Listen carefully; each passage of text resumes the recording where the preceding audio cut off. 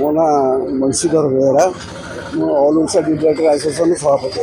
ଆମେ ଆସିଥିଲୁ ଯେ ସ୍ଥାନୀୟର ଯେଉଁ ସମସ୍ୟା ଅଛି, ଗୋଟାଏ ଲୋକର ଯଦି କିଛି ଜମି ଅଛି ତାର ଦେହରୁ ସେ ଆଂଶିକ ପ୍ଲଟ୍ ବିକ୍ରି କରିପାରୁନି।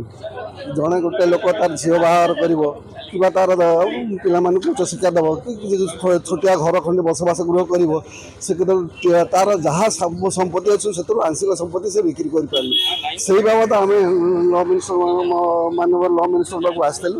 ତାଙ୍କୁ ଏ ବାବଦ ସେ କହିଲୁ, ସେ କହିଲେ ହଁ ମୁଁ ରେଭିନ୍ୟୁ ସେକ୍ରେଟାରୀକି ଖବର ଦେଇଛି, ଆଉ ରେଭିନ୍ୟୁ ସେକ୍ରେଟାରୀ ଆର ବିଚାର କରିବେ ବୋଲି କହିଲେ। ଆଜି ଆମର ଭୁବନେଶ୍ୱର ଆଖପାଖ ଅଞ୍ଚଳର ବହୁତ ଲୋକ ଆସିଥିଲେ ମନ୍ତ୍ରୀଙ୍କୁ ଦେଖା କରିବାକୁ ଏବଂ ସମସ୍ତଙ୍କର ଗୋଟିଏ ଦାବି ହେଲା ଯେ ସବ୍ ରେଜିଷ୍ଟ୍ରାର ଅଫିସରେ ବର୍ତ୍ତମାନ ଯେଉଁ ଅଚଳାବସ୍ଥା ଦେଖାହେଇଛି, ଜମିବାଡ଼ି ରେଜିଷ୍ଟ୍ରିକୁ ନେଇକି ଗୋଟେ ଲୋକ ଗୋଟେ ଚାଷୀ ଯଦି ତା'ର ଏକରେ ଜାଗା ଅଛି ତା ଦେହରୁ ସେ 100 ଡିସିମିଲ୍ ବିକି ପାରୁନି, ତା ଦେହରୁ ସେ 50 ଡିସିମିଲ୍ ବିକି ପାରୁନି।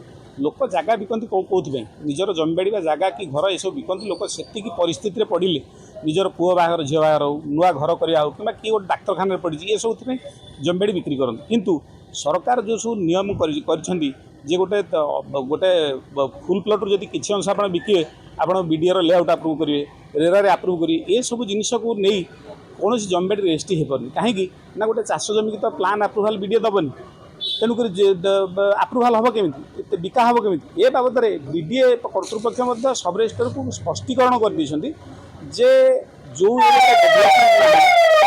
କିମ୍ବା ଯେଉଁଠି ଆପଣଙ୍କର କୌଣସି ଡେଭଲପମେଣ୍ଟ ଆକ୍ଟିଭିଟି ହେବାର ନାହିଁ କିମ୍ବା ଘରବାରି ଇଏରେ କି ସମୟରେ ଯେଉଁଟା ଆସୁନି, ସେଗୁଡ଼ାକ ସବ୍ ରେଜିଷ୍ଟ୍ରାର ଅଫିସରେ ରେଜିଷ୍ଟ୍ରି ହୋଇପାରିବ।